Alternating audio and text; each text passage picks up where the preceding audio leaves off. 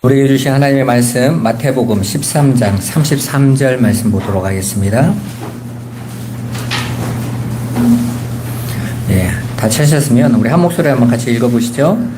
또 비유로 말씀하시되 천국은 마치 여자가 가루 서말 속에 갖다 넣어 전부 부풀게 한 누룩과 같으니라. 아멘. 우리는 지난 시간에 겨자씨 같은 이 세상 속 천국에 대해서 함께 배웠죠. 이 땅에서 그 천국은 거의 보이지 않는 겨자씨처럼 감추어져 있기에 믿음에 없는 자들이 볼 때에는 실족할 만한 모양으로 와 있다고 그렇습니다. 이런 거죠. 여러분들은 늘 내가 예수 믿으면 세상에서 내가 보여질 때 크고 힘있고 잘 나가고 잘 되기를 바라잖아요. 그죠?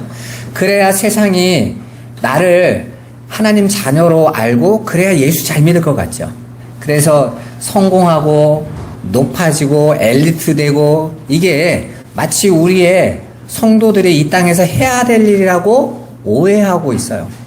그래서 큰 교회를 지어서 많은 사람이 와야 사람들이 하나님을 안다. 그래야 하나님 앞에 나온다. 그래서 정치도 그리고 뭐 경제도 문화도 우리가 다 이렇게 붙잡아야 된다. 그게 거짓말인 거예요. 왜냐하면 오늘 말씀의 천국은 겨자씨 같다고 그랬잖아요. 겨자씨는 1mm, 0.1mm 정도만한 깨알 같은 건데 그렇게 세상에 다 알 수 있는 천국이라면 겨자씨라고 하면 안 되잖아요. 거인 같다고 해야죠. 그죠? 이 땅의 천국은 저 에베레스트보다 같이 커서 다 보게 될 거야 이래야 되는 거잖아요. 그런데 그 천국은 그 세상에 보잘것없고 아무도 쳐다보지도 않을 작은 모습이라는 거예요. 그러니까 천국을 살아가는 성도의 모습도 어떻게 되겠어요? 남들에게 하나님의 백성은 하나님께서 가르신다고요. 이 땅에 천국을 가장 완벽하게 가져오신 분이 누구시죠? 예수님이세요. 근데 이사야서 53장에 그 예수님을 어떻게 표현하고 있습니까? 그는 연약한 숭같이, 그래서 사람들이 보기에 흠모할 만한 것이 하나도 없었더라. 그래서 아무도 예수가 말하는 그 하나님 나라를 천국으로 보지 않았어요. 만약에 이 시대는 시대가 바뀌었기 때문에 보여줘야 된다. 그러면 성경을 바꿔야죠. 근데 성경은 동일하잖아요. 어제나 오늘이나 영원토록 변함이 없어요. 그렇다면 오늘날도 천국은 여전히 겨자씨 같겠죠. 그죠? 그렇게 작은 겨자씨 같은 천국이지만 실제로 그 천국은 공중의 새들이 와서 가지에 깃들일 만큼 엄청난 실체를 숨기고 있다라는 말씀이 겨자씨 같은 천국에 대한 이야기였어요. 그 말은 뭔 말이냐면 우리 눈에는 비록 이렇게 겨자씨 같이 작지만 그 천국은 완성되어 있다라는 거예요. 겨자나무처럼. 우리 하나님 백성들의 출발은 이 땅이 아니라 이미 창세전에 완료된 하나님 나라라는 거예요. 그 나라는 이미 있어요. 우리가 타이타닉 같은 영화를 보면 빙산이 이렇게 오다가 그 배가 그 빙산, 그 자그마한 빙산을 피하지 못해서 왜 부딪혔을까 이상하잖아요. 빙산은요, 물 위로 드러나는 건 10분의 1밖에 안 돼요.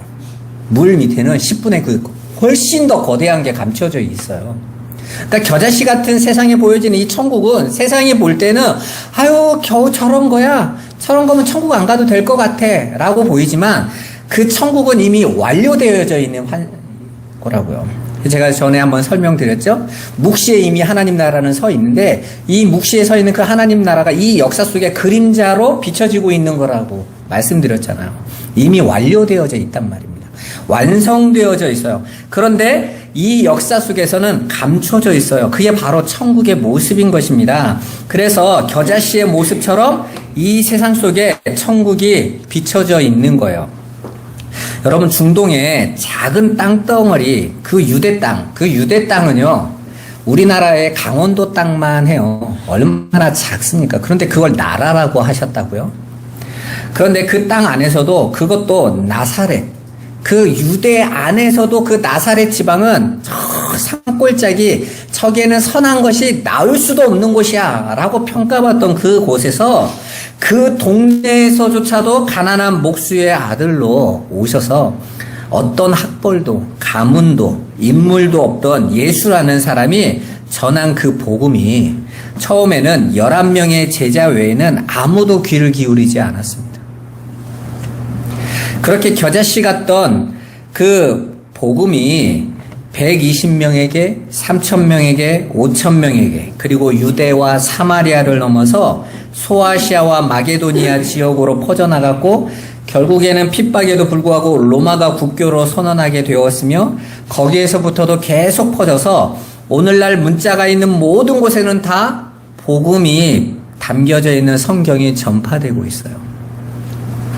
말 그대로 겨자씨 같은 그 작은 것이 나무처럼 3, 4m의 큰 나무처럼 돼서 새들이 깃들여져 있는 표현인 것이죠. 그래서 예수님이 말씀하신 공중의 새들이라는 표현은 랍비들의 수거예요. 열방을 가리키는 단어예요.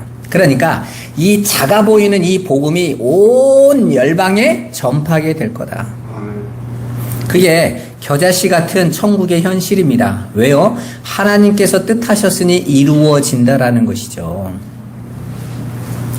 그렇게 이 세상에 드러나게 될 천국의 외적인 모습이 바로 겨자씨의 비유인 거예요. 그렇다면 오늘 우리가 읽은 천국이 마치 한 여인이 가로 서말 속에 넣은 누룩과 같다라는 이 비유의 말씀은 무엇을 말하고 싶은 걸까요?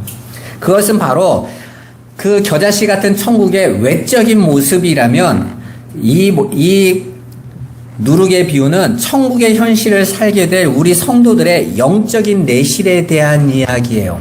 여러분, 예수를 믿는데 어떤 생각이 드세요? 나는 예수를 믿는데 예수님이 내 안에 안 계신 것 같아. 내가 내 모습을 보니까 바뀌는 것도 없고 변화된 것도 없고 나아진 것도 없는 것 같아. 도대체 내 안에 예수님이 계시긴 하시는 걸까? 그리고 그 예수님이 있다면 내가 더 나아지고 사람들이 나를 볼 때 내 성격이나 삶이나 인생이 뭔가 바뀌어야 된다라고 생각하지 않으세요? 그런데 여러분 봐보세요. 여러분이 바뀌어져야 되겠다라는 그 생각의 근원의 출발이 어디죠? 여러분이 가지고 있는 선악의 기준이잖아요. 그죠? 내가 볼 때 선하다고 여겨지는 것들이 내 안에 나타날 때 예수님이 내 안에 계실 것 같죠? 그럼 봐보세요. 여러분이 선하다게 느껴지는 것들이 어떤 걸까요? 내가 발전되어지고, 내가 향상되어지고, 세상에서 내가 경험한 것 중에서 훌륭하다고 여겨지는 것들이 내 삶에서 나올 때, 뭐 건강이 좋아진다거나, 다른 사람보다 내가 뛰어나진다거나, 내가 보다 더 사람이 온유해지고, 또 사람하고 긍정적으로 바뀌고, 우리는 그런 모습들이 예수님이 내 안에 계셨을 때 일어날 모습 같지 않으십니까? 그래서 자꾸 예수님이 내 안에 있는 모습들이 어떤 것인지를 모르는 거예요. 그건 모든 사람도 똑같이 추구하는 거잖아요. 왜 절에 가서 사람들이 수행을 합니까? 어떤 사람이 되고 싶어서 그러는 거죠? 착하고 바르고 우리가 여러분들이 생각하고 있는 그 변화된 모습과 똑같은 모습을 위해서 그러게 있는 거잖아요. 그래서 저는 솔직히 예수 믿는 사람보다 절에 있는 스님들이 훨씬 더 따뜻해 보여요. 제가 스님들하고 여러 번 얘기해 봤거든요. 여기 안양사 가서도 스님하고 얘기해보고 심심하니까 가가지고 이렇게 스님하고 얘기하면 차도 대주고요. 이야기해보면요. 스님들 일단 수준이 품위가 있잖아요. 이렇게 저같이 말 빨리 하지도 않고 하하하 이러면서 웃으면서 인생이란 이러면서 얘기하시잖아요. 훨씬 더 뭐 바뀐 것 같지 않습니까? 김수환 추기경이나 이런 분들이 야 저분들은 하나님이 계실 것 같은 모습으로 보이지 않나요? 그건 이 세상 사람들이 추구하고 있는 변화된 내 모습이기 때문에 그래요. 오늘 하나님께서 요구하시는 그 천국 백성의 삶은 다른 모습이란 말입니다. 그러니까 다른 것을 바라보니까 내가 내 안에 계신 하나님이 이루시는 그 천국이 안 느껴지는 거죠. 그러면 어떤 것일까요? 마치 가루 서말 속에 덮여있는 누룩과 같다고 그랬죠? 누룩은 뭐죠? 빵을 발효시키는 발효제예요. 그래서 빵을 만들 때 누룩은 밀가루 안에 적은 양으로 들어있지만 그 적은 누룩이 나중에는 밀가루 전체를 완전히 변화시켜서 거대하게 부풀게 만드는 것이 누리게 하는 일이죠. 그런데 그냥 처음에 누룩이 들어갔을 때에는 이게 있나 없나 안 느껴진다니까요. 근데 그걸 반죽을 해놓고 가만히 놔두고 랩 하나 딱 씌워놓으면 다음날 가면 어떻게 됩니까? 엄청나게 부풀어 있죠. 그건 밀가루가 노력한 게 아니에요. 밀가루 때문이 아니라 누룩 때문인 거예요. 그러니까 누룩은 자기의 역할대로 밀가루를 발효시켜버리는 것이죠. 우리 안에 오신 그 성령은 여러분과 관계없이 우리를 하나님의 것으로 만들어버리시는 분이란 말이에요. 하나님의 요구 조건으로. 그러니까 밀가루 같은 여러분의 자신이 원하는 기대로 바뀌는 것이 아니라 하나님이 원하심으로 우리를 바꿔놓는다고요. 그럼 하나님이 원하심은 뭡니까? 이젠 이게 중요한 거잖아요. 하나님이 원하고 기대하는 바가 뭐예요? 저와 여러분들이 온전히 하나님의 백성이 되는 건데, 온전히 하나님의 백성 되는 게 뭐냐고요? 하나님이 우리에게 요구하시는 게 뭐라고 말했습니까? 하나님만 의지하는 것. 하나님이 창조한 첫 창조물인 아담과 하와는 하나님 절대 의존적 존재를 지었다니까요. 절대 의존적 존재. 그래서 갓난아이가 딱 태어났을 때 이 갓난아이는 아장아장 걸을 때부터 태어나서부터 엄마 절대 의존적 존재죠. 아이는 조금만 배고파도 조금만 엉덩이에 오줌만 싸도 무조건 웁니다. 왜요? 언어를 할 줄 몰라. 근데 아이가 알고 있는 거 딱 하나야. 엄마가 나와 함께하냐. 나는 엄마 없으면 안 돼.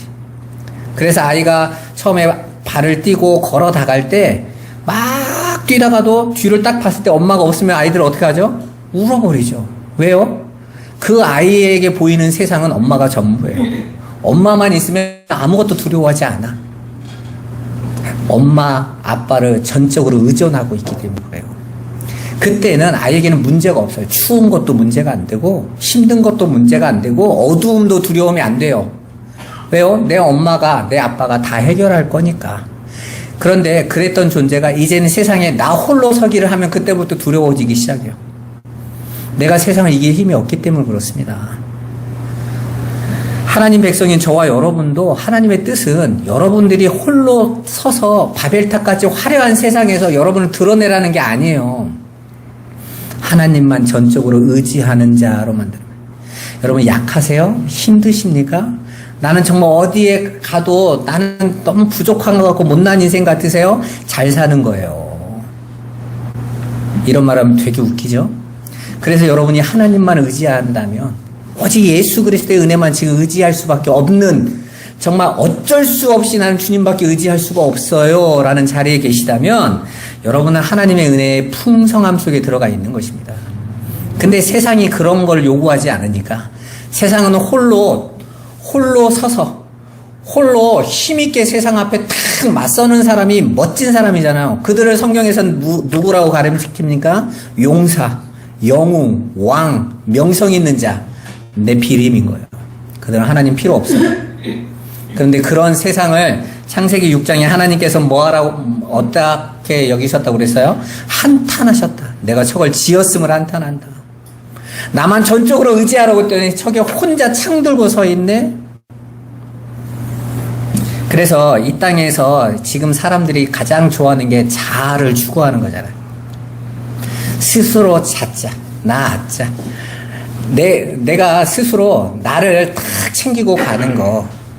그 나아자의 아가 무슨 아자인 줄 아세요? 그 한자를 풀이하면 장로님 뭐죠? 손 숫자에다가 창을 들고 있는 거예요. 손에 창을 들고 있는 모습이에요. 근데 성경에서는 창을 든 자가 누군지 아십니까? 바로 사울이요. 항상 뭘 들고 다녔다고 그랬어요? 창을 들고 다니는 사람. 그리고 바벨탑을 지었던 니무롯이라는 사람 있죠? 그 니무롯, 당시의 영웅들 왕이었던 사람은요, 제일 앞에 창 던지는 사람이었어요. 우리 그 삼국지에서 보면 1대1로 싸우잖아요. 서로 가장 강한 자끼리. 그러면 서로 창을 던져서 더 멀리 던져서 상대를 죽이는 게 왕이었단 말이에요. 그래서 성경에서는 항상 창을 든 자는 하나님을 대적하는 자예요. 그 자아를 높이고 자아를 세운다는 건 뭔 말이에요? 하나님을 향해서 뭘 들고 있다라는 거예요. 창 들고 있다라는 거예요. 난 내 힘으로 끌고 가겠다. 이 세상에서는 그렇게 자아를 실현하고 너 대단하게 살아가 영웅, 왕 취급하는데 하나님은 한탄하신다니까요. 근심하신다니까요. 내가 너를 그렇게 안 만들었는데 네가 내게 대적하고 있구나. 하나님을 향해서 온전히 의지하는 자로 지었단 말입니다. 선악과를 따먹은 인간은 자기가 하나님이 없이 심지어는 하나님조차도 내가 섬겨드려야 돼 이렇게 착각을 하는 거죠. 오늘날 교회의 모습이 그렇지 않습니까? 전도하고 선교하고 예배하고 교회 지어들여서 하나님을 섬기겠다고요? 여러분, 하나님의 섬김을 받아야 되는 게 교회란 말이에요. 하나님의 사랑을, 그 덮음을 받아야 사는 게 교회인 것입니다. 그렇게 누룩 성령이 내 안에 오시면 그렇게 창을 들고 있던 내 안에 뚫고 들어오셔서 이제 창을 버려버리고 하나님만 온전히 의지하는 자로 바꾸어버려요. 그게 누룩이란 말입니다. 그게 천국인 거예요. 여러분, 창을 들고 다니는 사람 중에 행복한 사람이 있을까요? 여러분, 사람들이 미국이 너무 좋다고 그러는데 제가 미국을 한 달 살아봐서 아는데요. 미국은 살만한 곳이 못 돼요. 이번에도 뉴스에 나왔잖아요. 아니, 쇼핑몰에서 물건 사고 있는데도 불안해야 돼. 총 쏴가지고. 미국 사람들은요, 총알 소리가 탕 소리가 나죠. 본능적으로 바닥에 엎드립니다. 우리는 어디서 뭐 가다가 뭐 전기가 변전소가 터져서 더 큰 폭발음이 올려도 뭐요 이러잖아요. 왜 총알 날라올 일이 없는 나라니까. 그래서 그 사람들은요, 가방에다가 차에다가 각자 총을 들고 다녀요. 근데 되게 웃긴 게 뭔지 아세요? 그렇게 총을 들고 다니는 게 자기를 지켜줄 거라고 생각해요. 그래서 총기를 없애자고 하는데 아무도 안 없애려고 해요. 왜요? 나부터 없앴다고 죽을까봐 서로 총 들고 나를 지키겠다라는 거예요. 자아가 강한 나라인 거죠. 저는 그곳에서 한 번도 행복을 느껴본 적이 없어요. 나는 그 사람들이 북한이 언제 쳐들어올지 모르는데 어떻게 편안할 수 있냐라고 말을 들으면 되게 웃겨요. 네 옆에 누가 총 쏠지 모르는데 그게 더 불안하지. 근데 자기들은 괜찮은 줄 안다니까요. 자아를 추구하는 인생은 항상 두려움과 불안에 떨 수밖에 없어요. 내가 돈으로 나를 지켜야죠. 잘남으로 나를 지켜야죠. 성공으로, 권력으로, 힘으로 나를 지켜야 되니까 끊임없이 내 성을 쌓아놔야 돼요. 그래야 안심할 수 있어요. 그런데 언제까지 쌓아야 나를 지킬 수 있는지가 답이 없잖아요. 내가 이만큼 성을 쌓아놨더니 나보다 더 큰 성을 갖고 있는 존재가 있네? 나보다 더 큰 권력을 가진 자가 있네? 편안할 수 있겠습니까? 편안할 수 없어요. 영원토록 편안하지 못합니다. 여러분, 지금 우리 성도 안에 하늘의 미랄로 오신 예수 그리스도는 비록 지금은 작고 그분의 역사, 일하심이 잘 이해되지 않고 확인하기도 힘이 들어요. 도대체 예수를 믿는 삶이 어떤 삶인지도 잘 이해하지 못합니다. 천국의 모습도 너무 먼 미래의 것 같고 천국 백성의 삶도 내게는 너무나 힘이 든 것 같지 않으십니까? 그래서 많은 신자가 구원의 확신이 흔들거리면서 교회를 다니고 있는 거예요. 왜요? 진리의 방향이 어디로 가고 있는지를 몰라서 그래요. 그냥 내가 이 땅에서 뭔가를 잘하면 천국 가겠지가 아니라 이미 예수 그리스도가 내 안에 계시면 내 안에 이미 천국이 이루어졌다 그랬잖아요. 그러면 천국 안에 있는 성도인 내 삶의 방향이 어디로 가냐는지를 성도들이 모르는 거예요. 그러니까 엉뚱한 것 가지고 확인하려고 하는 거예요. 성공하거나 잘 되거나 세상에 인정받거나 그쪽으로 가는 것이 천국 백성의 삶이라고 착각하는 것입니다. 이처럼 이 땅에서 우리는 천국을 명확히 알지 못하고 아주 조금밖에 못 누리고 있지만 우리 안에는 그 보잘것없어 보이는 그 누룩이, 생명이 이미 들어와 있기에 우리는 점점 천국을 더 명확하게 알아가게 될 것이고 보게 될 것이며 그만큼 우리도 천국의 백성으로 변화하게 될 거라는 거예요. 곧 그 완전하고 풍성한 천국이 완전히 거룩하게 변화된 모습으로 우리가 살아가게 될 거란 겁니다. 그럼 봐보세요. 어떻게 우리가 천국을 살아가게 될까요? 점점 더 예수를 의지하는 거죠. 점점 더 십자가를 의지하는 겁니다. 그래야 성경이 맞잖아요. 바울이 말한 것처럼 고린도전서 2장에 내가 우리 주 예수 그리스도의 십자가 외에는 아무것도 말하지 않기로 작정했다. 바울이 그냥 하는 소리 같으세요? 아니요.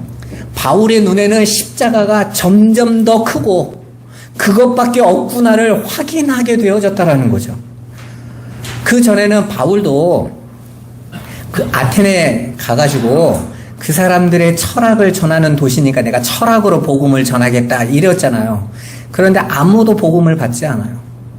그들보다 더 뛰어난 논리로, 그들보다 더 뛰어난 철학적 학식으로 말을 했는데 복음이 내가 니네보다 이만큼 잘 알아 하는 걸로는 복음이 전해지지 않더라는 거예요. 오히려 그 아테네에서 실패하고 이제 두렵고 떨려서 내가 할 수 있는 게 아무것도 없네 하고 왔던 곳이 고린도였거든요. 그런데 그 고린도에서 하나님이 바울에게 뭐라고 말씀하십니까? 사도행전에 이 성에 내 백성이 많다. 실패자요. 낙심한 자요. 좌절한 것 같은. 그래서 내 힘이라는 건 나는 아무것도 하지 못할 것 같아 라고 하는 그 바울을 통해서 오히려 가장 크게 복음이 증거된 곳이 고린도 교회였어요. 그래서 바울은 알게 된 거죠. 내가 하는 게 아닌 거구나. 오히려 하나님은 바울을 끌어내리고 계셨던 거죠. 그 자아, 나라는 존재를 증명하고 내가 아는 예수가 이런 분이야 하고 내가 한번 나를 통해서 보여주겠어 할 때 하나님이 밟아버리시더라는 거죠. 내가 해, 내가. 너조차도 내 은혜 안에 없으면 안 돼 라는 거잖아요, 여러분. 그렇게 우리는 믿음의 눈으로 그 소망을 품고 사는 사람들이에요. 조금씩 이 세상의 것들에 연연하지 않게 되고 나라는 존재를 자랑하지 않게 되고 결국에는 내가 집착하고 포로처럼 묶여있던 모든 것들을 다 끊어버리고 완전히 하나님 앞으로 나와서 하나님께 항복하고 순종하도록 만들어지게 할 거라는 겁니다. 그게 바로 복음의 능력이요, 십자가의 능력이요, 성령의 능력인 거예요. 그리고 그 하나님의 열심과 고집은 이 세상 누구도 막을 수도 없어요. 대적할 수도 없습니다. 하나님 왜 꼭 그 방법만 해야 됩니까? 다른 방법 없습니까? 여러분 봐보세요. 예수님이 십자가 말고 다른 거 없습니까? 라고 말했더니 하나님이 어떻게 하세요? 그냥 십자가 가 그러시잖아요. 하나님이시오 당신의 아들에게도 하나님 아버지는 그 뜻을 꺾지 않으세요. 왜냐하면 이건 이미 묵시전에 계획된 일이거잖아요. 이 역사의 어떤 일로 바뀔 수가 없다니까요. 오늘날 많은 교회에서 여러분들이 오늘 어떻게 하느냐에 따라서 앞으로의 삶을 하나님 바꾸신다고 하는데 그건 100% 거짓말입니다. 그럴 수 없어요. 이미 묵시 속에 이루어졌단 말입니다. 그런데 여러분들이 뭔가 열심을 더 한다고 하나님이 마음을 바꿔요? 그러면 창조주가 아니죠. 예정론에서 벗어나는 거잖아요. 근데 우리는 설교를 그렇게 듣고 너무 좋아한다니까. 그것 자체가 거짓말인데 그럼 자체가 이미 성경을 우리가 진리로 받지 않겠다라는 말과 똑같은 건데 성도들이 너무 순한 거예요. 아무 때나 아멘을 해요. 우리 성도들한테 내가 하도 아멘하지 말라고 해서 우리 성도들이 워낙 아멘을 안 해가지고 헌신예배 오시는 목사님들마다 힘들어 하잖아요. 우리 성도들은 째려보면서 듣잖아요. 저분이 맞는 말을 했나 안 했나. 그냥 우리 교회 오시는 목사님들마다 긴장된다고 그래요. 그냥 아무 말이나 해도 그냥 아멘 아멘 하잖아요. 그냥 농담을 해도 아멘 박수 치고. 농담에 왜 아멘을 하냐 말이에요. 농담이 뭐라고.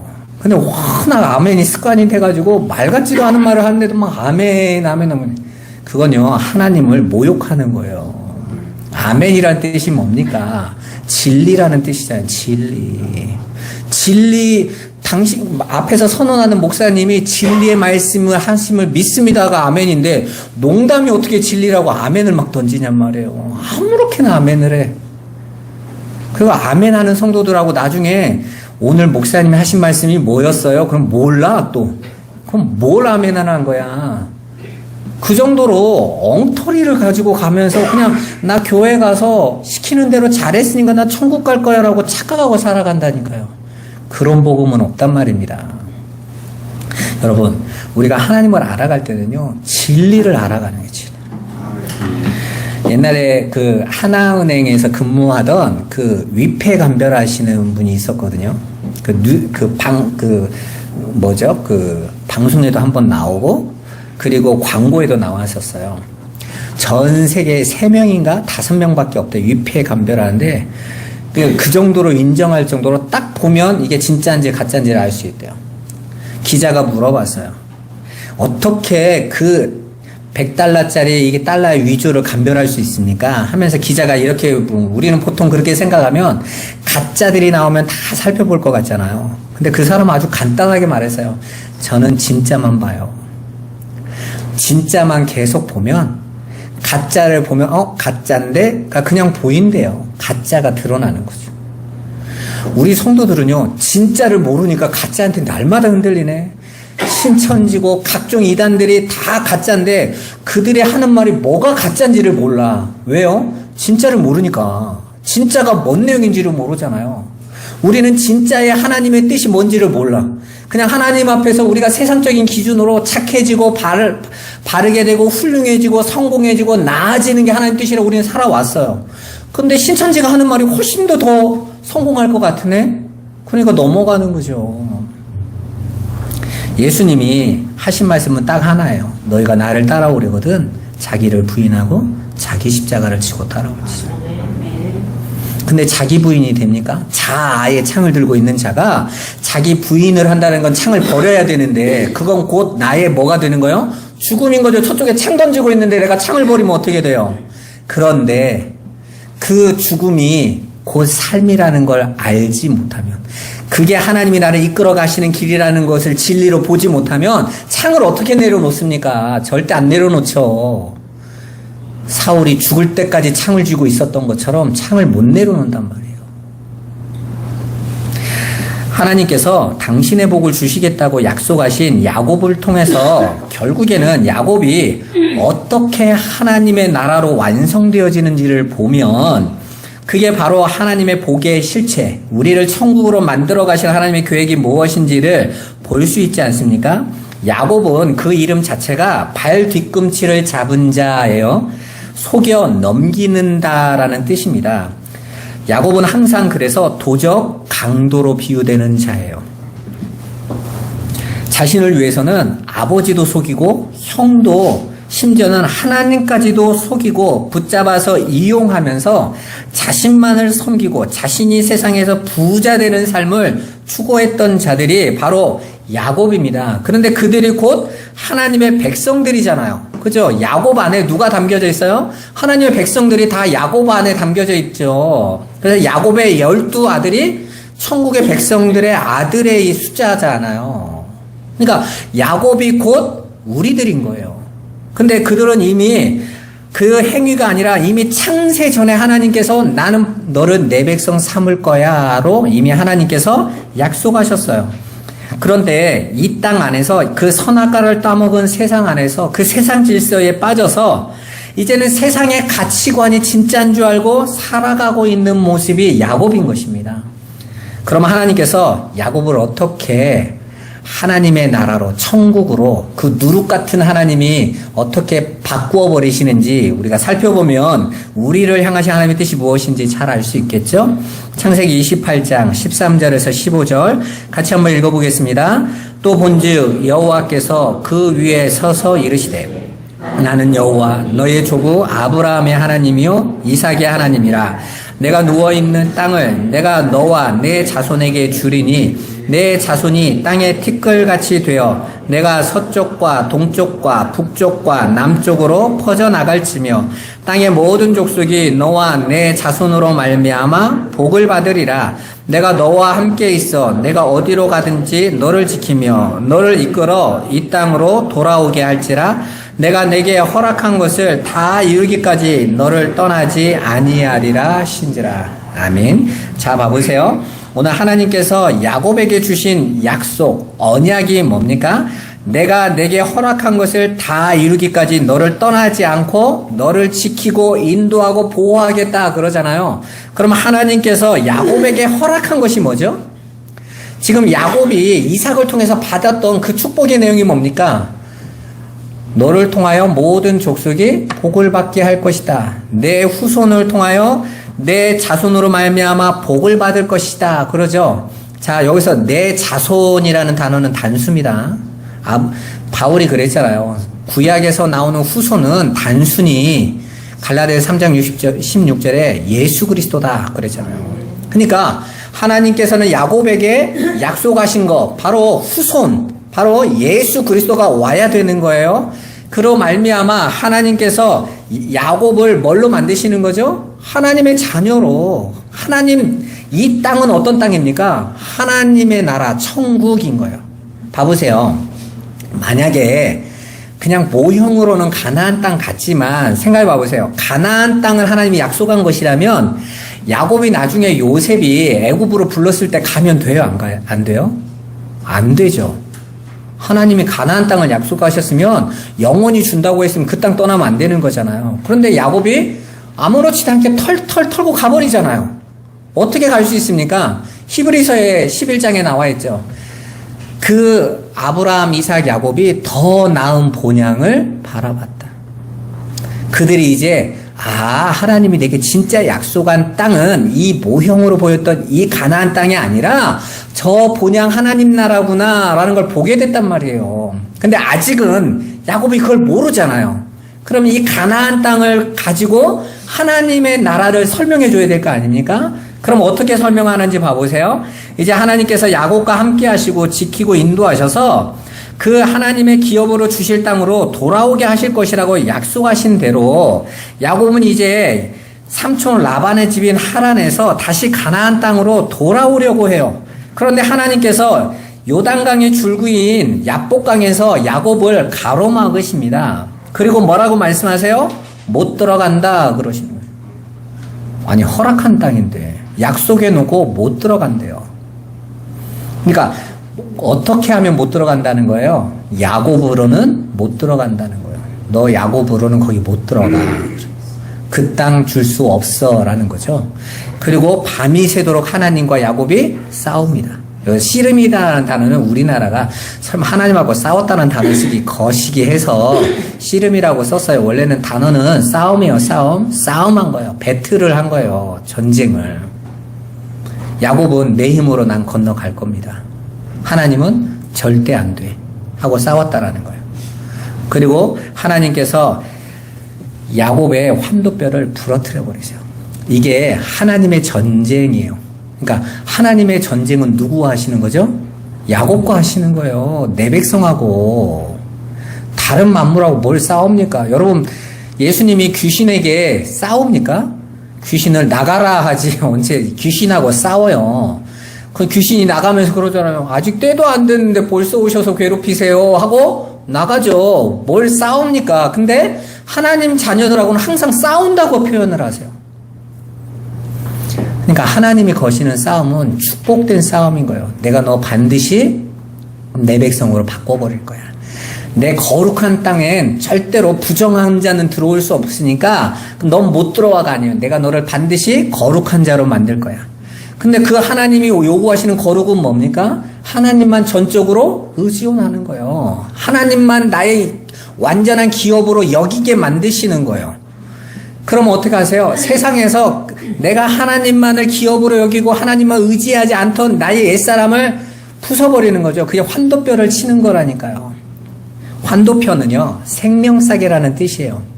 그래서 거기 안에서 남자는 생식기와 그 생식을 담당하고 있는 정자가 보관되어져 있는 장소라서 그 고대 사람들은 그 환도뼈를요, 생명싸개라고 불렀다니까요. 그럼 환도뼈를 쳤다라는 말은 뭔 말이겠어요? 죽였다라는 거죠. 생명을 죽였다라는 뜻이에요. 그래서 이제는 야곱이 더 이상 자신의 힘으로는, 자신의 생명으로는 일어날 수 없게 만들어 버리세요.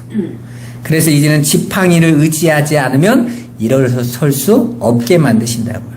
제가 지팡이라는 단어를 알려드렸죠. 지팡이라는 뜻은 가르치다, 인도한다는 뜻이에요. 그러니까 하나님, 너는 이제 네가 원하고 생각하고 판단한 대로 선악으로 가지 말고 그거 쳐버리시고 내가 너에게 준 진리로 인도하는 대로 따라와. 그거 없으면 서지 못하게 만드신 자들. 그리고 나서 야곱에게 뭐라고 이름을 주세요? 이스라엘, 이렇게 이름을 주셨단 말이에요. 새 사람으로 만드신 것입니다. 그러니까 이런 거예요. 권투가 경기에서 15라운드까지 있는데 헤비급 챔피언인 하나님이 저 패더급 제일 약한 야곱 때리고 밤새 때려. 야곱이 하나님을 때렸을 것 같으세요? 안 맞으세요. 하나님은 계속 패. 15라운드 내동 두드러 맞았는데 녹초가 돼가지고 환도뼈 부러져서 이제 주저앉아 있는데 네가 이겼어 이러시는 거예요. 열받죠. 근데 그게 이겼다는 뜻이에요. 그게 승리자 이스라엘 하나님과 싸워 이겼다라는 말은 진짜 하나님을 싸워 이겼다는 뜻이 아니라 승리했다라는 뜻입니다. 성도의 승리는 거기에 있는 거예요. 이김은. 계시록에서 이긴 자가 등장하죠. 그 이긴 자의 이름을 받은 자들이 누굽니까? 핍박받는 교회들이었어요. 세상에서 매맞는 자들. 그래서 자기 자신들이 부서지고 박살나고 있는데 그들에게 너희가 견디고 이기면 내가 이긴 자라는 이름을 주겠다. 신천지에서 무슨 이만희 보고 이긴 자라고 하는데 웃기고 있어요. 그 인간은 이긴 게 아니라 철저히 패한 거예요, 여러분. 세상의 힘으로 잔뜩 취하면서 무슨 이기는 겁니까? 부서지고 박살나서 이김을 받는 거라고요, 여러분. 근데 성도들이 그 이긴 자의 의미가 뭔지도 모르니까 이만희가 이겼대. 30만 명이나 교회에서 떠나서 그리로 가가지고 나도 그런 세상에 이김을 가져보겠다고, 성공을 가져보겠다고 이긴 자가 되겠대요. 진리를 모르니까 엉뚱한 걸 따라가는 거잖아요. 오늘 야곱이 이스라엘이라는 이름 하나 받고 요단으로 건너가요. 그렇게 자기 힘 다 뺏기고 자기 창 다 뺏기고 자기 건강 다 뺏기고 자기 이름까지 다 뺏겨버립니다. 구약에서 이름을 주는 것은 이름을 주는 자가 소유주라는 뜻이에요. 그러니까 하나님이 야곱에게 이스라엘의 이름을 줬다라는 건 이스라엘 너는 누구 거라고요? 내 거다. 그래서 나중에 이스라엘 백성들을 향해서 너희는 내 소유고 내 기업이다. 그래. 너 내 거야 라는 거죠. 그래서 아담에게 하나님께서 동물들을 지나 보내시면서 이름 지어라 그러잖아요. 그래서 아담이 짓는 건 다 그들의 이름이 되었다라는 말은 뭡니까? 아담의 소유란 말이에요. 근데 아담은 누구의 소유예요? 하나님의 소유예요. 하나님의 소유. 그걸 알아야 된다고요. 그걸 알지 못하면 세상에서 얻는 소유가 내 건 줄 알아. 그래서 두드러 맞는 거예요. 다 부서지고 나서 이스라엘 이렇게 이름을 주신단 말입니다.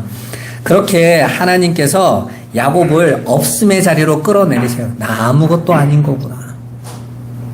그랬더니 하나님이 승리했다고 칭찬하시고 요단을 지나가게 해주세요. 바로 그 모습이 밀가루 속에 감춰진 누룩의 모습인 거예요. 성령이 내 안에 오셔서 우리를 어떻게 하신다고요? 부숴버리시는 것인 거예요. 깨트려 버리십니다. 이름을 뺏어 버리신다니까요. 세상의 이름을, 그리고 이스라엘 이름을 주시겠다고 하는 거예요. 그게 복인 것입니다. 15라운드 내동 두드러 맞고, 그래서 세상에서 볼 때는 너 예수 믿는데 왜 그래? 그러는 거죠. 바울 보고 한 말이잖아요. 너 그렇게 예수만 자랑하는데 네 모습, 네 꼬라지는 왜 그래? 늘 감옥에 가, 강도 만나, 물에 빠져 죽을 뻔해, 심지어는 뱀에까지 물려. 근데 안 죽네? 죽지는 않는데 하여튼 하나도 닮고 싶지 않아. 하나도 부럽지 않아. 그 모습이 성도들의 모습인 거예요. 그렇게 우리가 이 세상에서 예수 믿는 삶은 형편없어 보이고 변화되는 것 하나도 없는 것 같은데, 하나님은 그런 우리의 일상을 이끄셔서 마침내 우리 자신들이 하나님만 인정하고 의지하고 하나님으로만 즐거워하며 기뻐하고 순종하며 찬송하는 자로 완성하실 것이라는 거예요. 그러니까 세상에서 볼 때는 낮아지고 부서지고 있는 것 같은데, 낮아지고 부서지면서 그 성도 자신은 하나님이 보이는 거예요. 이게 아버지 뜻이었구나. 여러분 한번 생각해 보세요. 나단 선지자가 다윗에게 와가지고 밧세바 사건을 끄지면서 당신이 그 나쁜 놈입니다 이랬을 때, 나 왕인데 선지자가 와가지고 내가 한 짓 다 고발하면 얼굴이 어떻게 되겠어요? 얼마나 울그락불그락 하겠어요? 얼마나 창피하겠어요?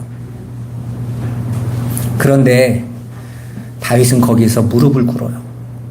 내가 모태에서부터 죄뿐이었었군요. 난 몰랐어요. 난 내가 훌륭한 줄 알았습니다. 나라를 이렇게 세워놨고 어마어마한 군대도 키워놨고 백성들도 나를 존경하니까 나 그게 내 훌륭한 모습인 줄 알았는데 내 안에 있는 내 모습은 죄밖에 없었습니다. 나는 예수의 은혜 아니면 안 됩니다. 우슬초로 나를 깨끗게 하여 주옵소서. 꺾인 뼈로 나를 구원하여 주옵소서. 주의 성령으로 내게 떠나지 않게 하여 주옵소서. 그러고 나서 외치죠. 아, 하나님이 원하셨던 건 제사가 아니었구나. 상한 심령이었구나. 박살나고 깨어지고 부서져서 아무것도 찾을 수 없는 마음. 나 아무것도 아닌 존재군요. 이거 요구하시는 거였구나. 맞습니다. 하나님, 나 그런 존재입니다. 하나님의 은혜를 구합니다. 그리로 내려가라는 거예요. 이 시대의 기독교가 열심히 자기 증명하려고. 나 전도 이만큼 했어. 나 전도자의 삶을 살고 있어. 나 이만큼 기도하고 있어. 나는 방언도 해. 나는 은사도 갖고 있어. 왜 그렇게 열심히 그걸 쫓아가는 거예요? 자기 자랑하려고. 어떤 분은 나보다 못난 것들도 방언 다 하는데 내가 방언이 안 돼요. 목사님, 나 방언 좀 들어오게 해주세요. 하기만 하면 내가 헌금은 얼마든지 할게요. 내가 다 있는데 나보다 형편없는 것들이 내 앞에서 방언하면 막 열받아 죽겠어요. 방언이 액세서리 중에 하나가 되는 거죠. 착각하고 있는 거예요. 그들은 천국을 못 알아보고 있는 것입니다. 그러니까 엉뚱한 거 안에서 천국을 쫓아가고 있는 거죠. 우리 마음을 하나님께서 그렇게 진리로 보게 하셔서 천국은 이 세상이 추구하고 있는 반대편에 있구나를 아는 거예요. 그래야 회개할 거 아닙니까? 돌이키는 거니까. 그게 바로 마태복음 13장 44절에서 나오는 밭의 감추인 보화인 거예요. 우리 44절 한번 읽어볼까요?